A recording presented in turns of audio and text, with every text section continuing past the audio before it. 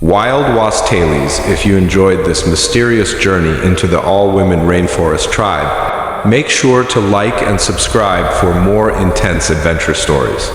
Tell me where you're watching from. The moment he stepped into their world, fate changed because the tribe's chief didn't just welcome him, she chose him. Watching from... Let's get started. He stumbled as they carried him deeper into the village, the warm hands of the women steady but firm on his arms. The torches flickered against their painted skin, creating shadows that made everything seem older than time. The chief watched him quietly, her expression unreadable, as if weighing his spirit rather than his face. The women set him down near a fire pit, handing him a bowl of water without saying a word. He drank slowly, aware of their eyes on him. Though he couldn't understand their language, their guarded curiosity felt almost comforting. They didn't fear him. They simply waited to see what he would do next. The chief approached with a calm grace, her braided hair decorated with beads that shimmered in the firelight. She circled him once, studying him with a depth he couldn't grasp. Her voice was soft but carried authority, speaking words he couldn't decode but sensed were important. Her presence held the whole tribe's attention. He tried to explain he was lost, gesturing toward the forest and mimicking walking in circles. Some of the women exchanged glances, amused or sympathetic. He couldn't tell. The chief listened carefully, nodding as if she understood the truth behind his gestures rather than the details. She motioned for him to stand and follow her. They led him to a round hut woven from branches and clay, its doorway covered with soft leaves. Inside, the air carried the scent of herbs and earth. The chief tapped her chest lightly, then pointed at him and smiled gently. He wasn't sure if she was offering trust or expecting it, but he nodded anyway. The women brought woven blankets, placing them near a wooden pallet as if preparing a guest room. He noticed how young many of them were, maybe around 25, strong but graceful, their movements coordinated like they shared one rhythm. They didn't treat him as a prisoner, only as an unexpected responsibility. Outside, the village hummed with quiet life. Drums echoed from somewhere in the distance, blending with the sound of weaving tools and murmured conversation. He stepped outside the hut to breathe and found several women watching him with cautious interest. No one approached aggressively. They simply observed, evaluating the stranger now in their care. The chief joined him again, her eyes softened by the glow of dusk. She touched his wrist gently, then pointed at the sky, tracing the path of the setting Sioux. He understood she wanted him to rest for the night, that he would be safe here until morning, brought clarity. He felt strangely relieved. When night fell fully, fires brightened the village. Women prepared meals, tending pots. Suspended over flames. One approached him with a bowl of cooked roots and fruit, offering it with a polite nod. He accepted gratefully, tasting flavors unlike anything he'd known, warm, earthy, comforting. She smiled shyly before returning to her group. The chief remained nearby, always watching quietly, her presence steady but never intrusive. He realized she was younger than her authority suggested, perhaps around 25 like the others, but her leadership carried the weight of someone much older. Something in her eyes revealed both responsibility and warning, as if protecting her tribe required constant vigilance. As the fire crackled, he noticed the bracelets on their arms, symbols carved from wood and bone. Each one held patterns that repeated across the tribe like stories compressed into lines. He wondered if their decorations marked family, status, or past victories. Whatever they meant, they were worn with pride and unity. A light breeze rustled the trees, carrying the scent of rain. The chief tilted her head, sensing something in the wind that he couldn't. She gave a soft command, and several women moved quickly to secure baskets and tools. Their synchronized actions hinted at a tribe trained for survival rather than ceremony alone. He sat near the fire as a few women began chanting softly, their voices blending into a melodic hum that vibrated through the air. The chief sat across from him, her gaze steady, as if reading the truth of his intentions through the way he listened. He stayed still, respectful, absorbing their ancient rhythm. After the chant ended, the chief approached him once more, placing a hand lightly on his shoulder. She gestured around the village, then placed a hand on her heart. He understood enough they were offering him protection, shelter, and a chance to survive the night. Gratitude tightened his chest, unexpected but deeply felt. The women guided him back to the hut when the sky began darkening with thick clouds. Inside, the room felt warmer now, lit by a small clay lantern. One woman handed him a woven cloak, simple but soft, likely made for nights colder than this one. He nodded thanks, unsure how else to express it. Thunder rumbled across the forest, shaking leaves loose from the trees. The chief stood in the doorway, watching the storm gather. She looked back at him with a reassuring expression, as if promising that nothing outside the hut would reach him as long as he remained under their care. He believed her without question. Rain soon drummed against the earth, steady and relentless. The sounds of the village dampened, replaced by the whisper of water on rooftops. He lay on the pallet, listening to the storm while remembering how he had wandered off the main path earlier that day. If not for these women, the forest might have swallowed him whole. Sleep came slowly, interrupted by strange dreams of painted faces and whispering winds. When he woke, the storm had weakened, but dawn had not yet arrived. A faint glow lit the hut entrance, where one of the women sat guard. She nodded at him calmly, as if assuring him he could rest again without fear. As the morning light crept across the village, the chief returned, offering him a small cup filled with a warm herbal drink. He tasted it cautiously, finding it soothing and slightly sweet. She smiled approvingly.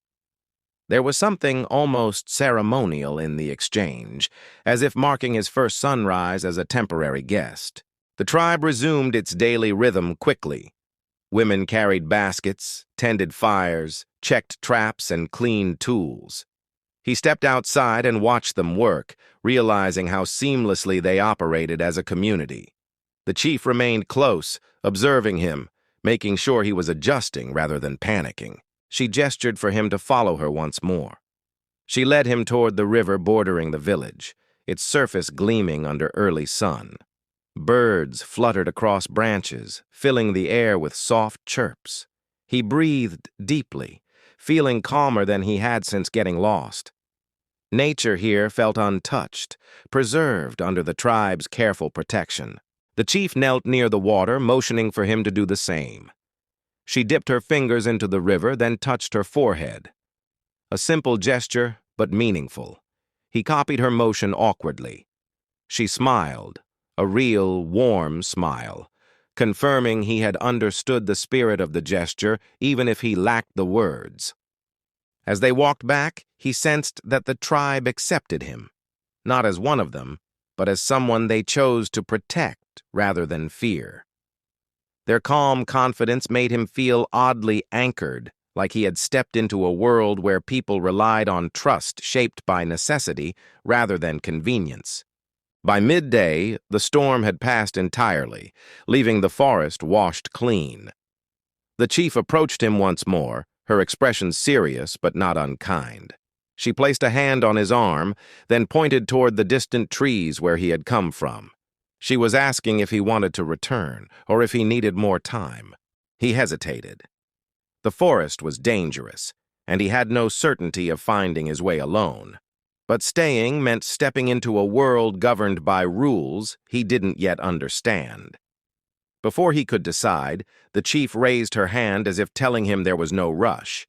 For now, he was safe, truly safe. The tribe's watchful presence never faded, even when their actions were gentle. Every time he stepped outside the firelit hut, a pair of quiet eyes followed. They did not distrust him. They simply believed that fate had delivered something important into their hands, and they weren't willing to lose it to the forest again. The chief moved through the village with natural authority, her steps silent but respected. Though she looked only around 25, her voice carried the weight of generations. When she approached him, the women around them stepped aside automatically, creating a path that ended directly at his feet. Calm that unsettled She yet studied him with comforted him. That evening the sky burned orange, and smoke from the cooking fires curled through the trees. The chief motioned for him to follow her into the large ceremonial hut at the center of the village. Inside, torches glowed warmly, casting soft patterns on the woven walls. The atmosphere felt deliberate, gestured for him to sit across from her on a mat decorated with symbols he didn't recognize.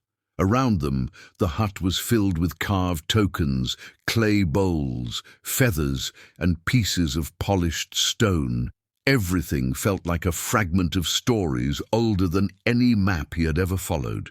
He inhaled slowly, steadying himself. The chief placed her hand over her heart and spoke in her melodic language, repeating words he could not fully understand but felt instinctively. She drew a circle in the dirt floor, tapping its center gently. Her eyes lifted to his. Though her words were foreign, the meaning pressed gently into his mind. Destiny, guardian, renewal. He pointed to himself uncertainly, unsure if he understood correctly. She nodded, tapping the circle once more. He realized this wasn't a command, it was an invitation. The tribe believed he had arrived not by mistake, but by alignment with something larger, and now they asked him to decide whether he would stand with them. Outside, the hum of tribal life continued quietly. Women fed animals, stoked fires, and chanted soft rhythms. The chief held her hand out, palm up, waiting for his choice. There was no pressure in her expression, only sincerity. He breathed in deeply and placed his hand lightly against hers. Something in her softened. A ripple of approval moved through the women standing outside the hut. They sensed his decision, even without words. The chief released a slow, relieved breath and touched her forehead gently to his hand, marking the acceptance of the ritual's first step. He didn't know what came next, but a strange tranquility settled over him. The chief motioned for him to follow her outside. The village gathered around the central fire, forming a loose circle. The women, many around his age or younger, stood with quiet respect. Their expressions held curiosity and gratitude. The chief stepped forward and spoke to them in clear, resonant tones, explaining the choice he had made. The tribe responded with a soft chant, rhythmic and powerful. The sound vibrated through the ground beneath his feet, as if the earth itself whispered along. Some women carried woven baskets filled with ceremonial items, while others placed painted stones around the fire. Everything felt intentional, yet nothing felt threatening. The chief handed him a carved wooden staff, its surface smoothed by many hands. She positioned his hands properly on it, then stepped back, giving him a firm nod. He felt unsure, but held the staff upright as directed. The women began a circular movement around him, slow and harmonious, their steps matching the drumbeats rising in tempo.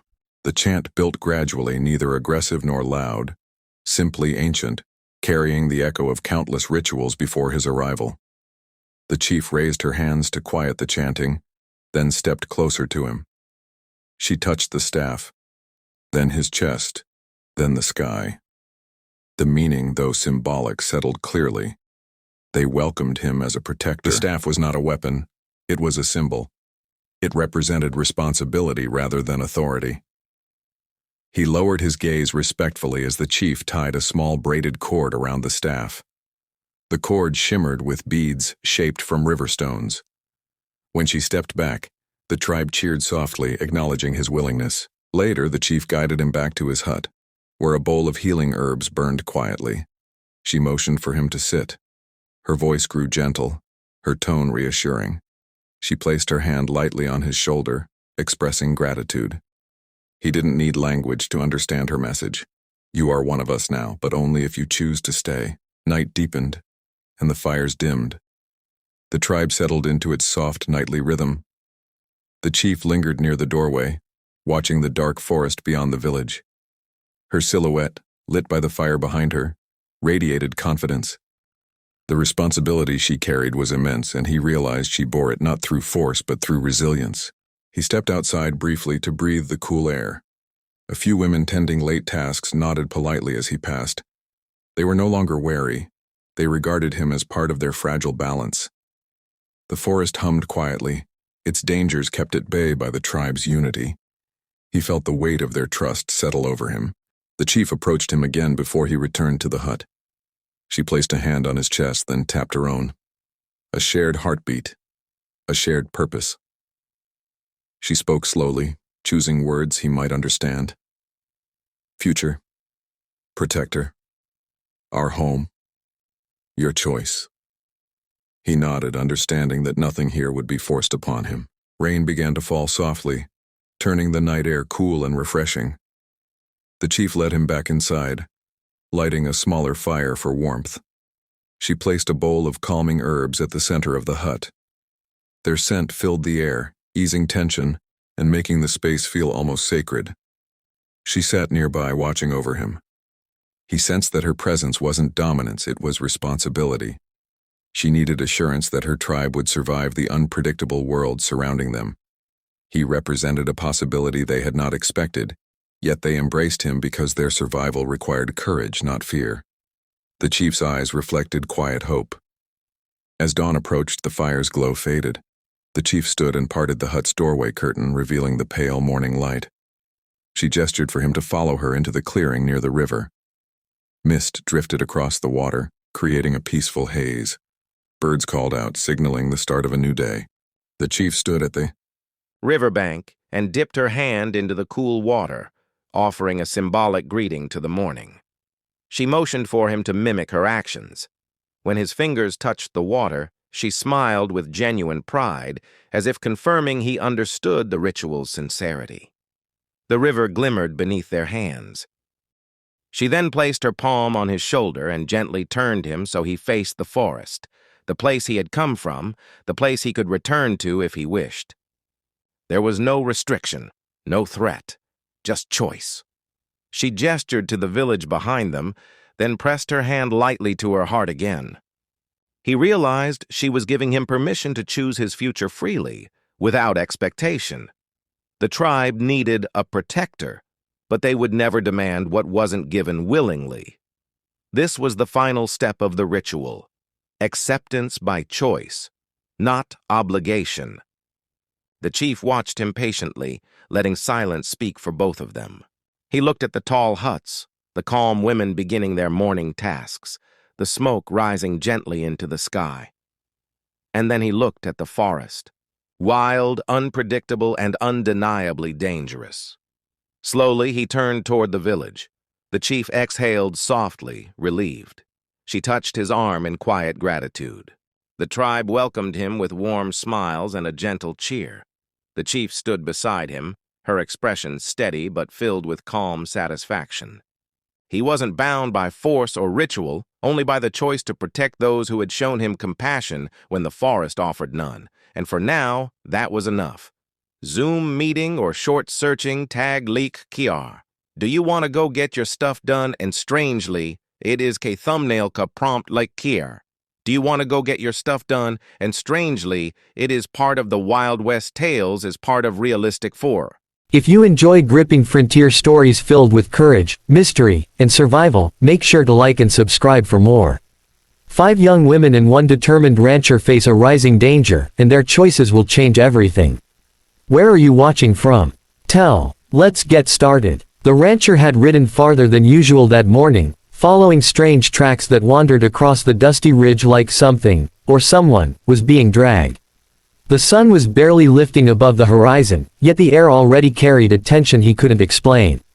He nudged his horse forward, sensing trouble long before he saw it, every instinct warning him to stay alert. As he reached the old cottonwood grove, a place normally silent and peaceful, his breath caught in his chest.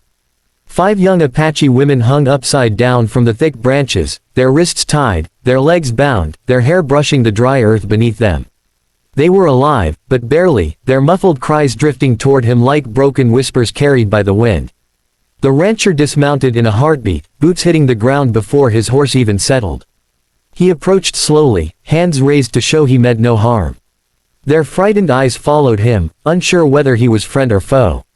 He reassured them softly, checking the knots, studying the cuts on their wrists, realizing someone had left them there deliberately, not to kill them, but to lure someone in. He scanned the area carefully, knowing such cruelty rarely came without danger close behind.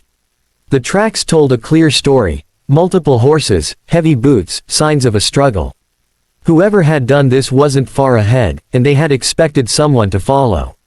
The rancher's pulse tightened, but he focused on the moment, on the 5 lives hanging helpless before him.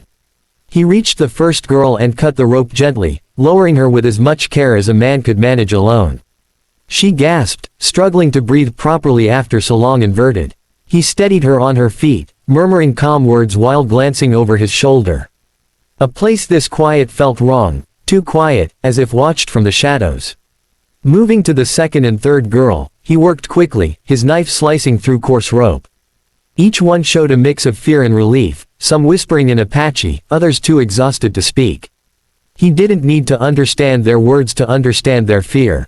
Someone had tried to break their spirits, but these girls were strong, stronger than their captors expected. By the time he reached the fourth and fifth girl, his determination had sharpened into something fierce. He refused to let anyone use these women as bait, not on his land, not anywhere near his ranch. He lifted the final girl down, supporting her until her dizziness eased. Together they stood beneath the cottonwoods, shaken but alive, the rustle of leaves the only witness to their suffering. He guided them to a fallen log where they could sit, offering water from his canteen. One of them, gathering enough strength to speak, pointed toward the canyon and whispered a single word that chilled him to the bone: "Raiders." The rancher clenched his jaw, understanding the weight of that warning. Whatever had started here was not over, not even close. The rancher steadied the first of the 5 young women as she tried to stand upright, her breath shaky but determined. She told him in a faint voice that raiders had come in the night, dragging them from their camp before anyone could fight back. Her strength impressed him. She was frightened, but far from broken. The second girl leaned against a cottonwood trunk, eyes scanning the horizon as if expecting their captors to return. She explained that the raiders were not Apache, but outlaws who had been stealing from native groups and settlers alike. Their goal was chaos, and the young women were simply another form of leverage. The rancher felt anger rise in his chest. The third girl spoke slowly, exhaustion clear in her trembling hands. She had tried to free the others during the night, but the raiders returned before she could finish untying a single knot. Her bravery struck the rancher deeply. He handed her his canteen, urging her to take small sips, her breathing slowly settling. The fourth girl looked toward the west ridge and told him the raiders had argued about returning.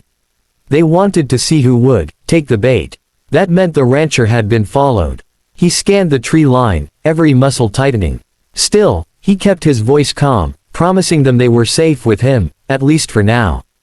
The fifth girl, the quietest of the group, finally spoke.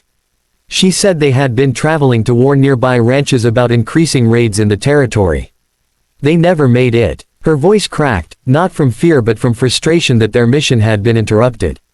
The rancher assured her their message would reach the right ears. He would see to that personally. He guided all 5 women toward his horse, walking slowly so none of them collapsed from dizziness. The journey back to his ranch would be long on foot, but riding was impossible with their weakened state. He stayed alert with every step, listening for hoofbeats or the snap of a branch, any sign of the danger that had hung them upside down hours earlier. The girls walked close together, drawing strength from one another. Though each had endured the same terror, they carried themselves with surprising resolve. The rancher admired their courage, knowing many hardened men wouldn't have survived such treatment with their spirits intact. He carried their small belongings, recovered from the grove floor, promising nothing would be lost again. As the ranch house came into view, the girls exhaled in relief. The sturdy wooden structure, surrounded by open fields, felt like sanctuary compared to the cottonwood grove. Chickens scattered as the group approached, and the rancher's old dog barked, sensing strangers but not danger. The rancher opened the door, inviting the women inside. He didn't know it yet, but bringing them home would draw the raiders straight to his land, turning a simple act of rescue into the beginning of a much larger battle. Saving them had been the right choice, but it would come with consequences none of them were prepared for.